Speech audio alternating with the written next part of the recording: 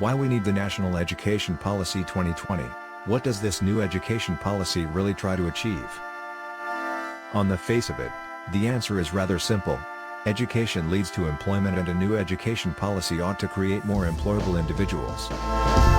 This bit is fairly accurate, and although many people are rightfully disillusioned about the return on investment associated with education, it's safe to say that you're likely to do better with a degree in tow.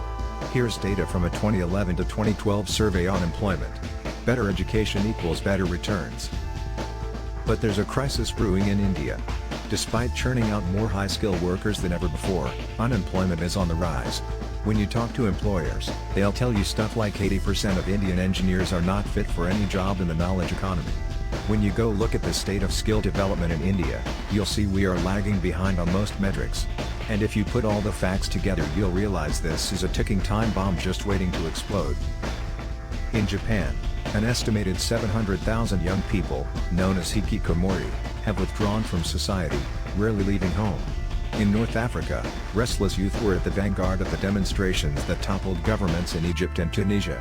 In the United States, the still faltering economy has been so difficult on Generation Y that there is even a television show, Underemployed, about a group of 20-something college graduates forced into dead-end or unpaid jobs. It is a comedy, but of the laughter through tears variety. India is at a similar crossroads right now. We are at the precipice of hosting a large working-class population, and barring a nuclear catastrophe, young boys and girls you see around you will become the hard-working men and women that build the nation of tomorrow. It's the fundamental premise on which India's growth story is built.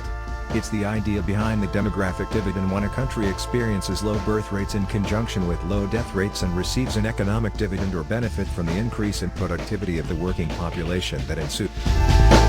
However, if these very kids who've worked so hard to graduate from school and university aren't able to secure a decent living, then social unrest will inevitably follow, and India's demographic dividend will quickly devolve into the demographic nightmare.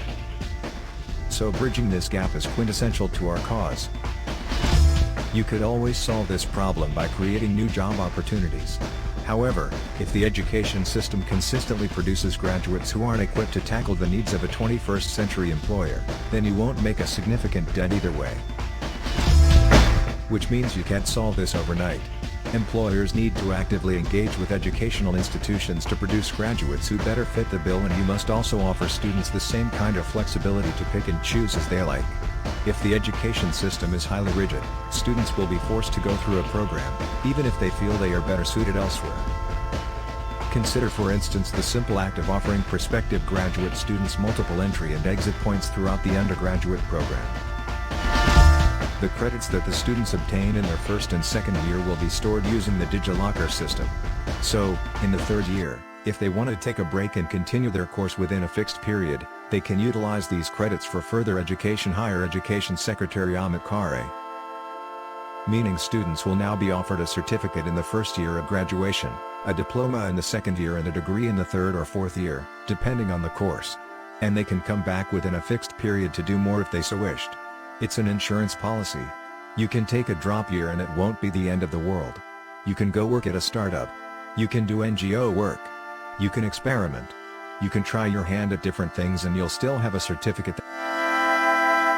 It's this sort of flexibility that the Indian education system so desperately needed. After all, if you don't offer students the right kind of incentives, they'll keep doing the same things and you'll keep getting engineers who are barely employable. Hopefully, the new education policy gives students some breathing room. Pursue creative arts while studying physics. Learn how to code if you so wish.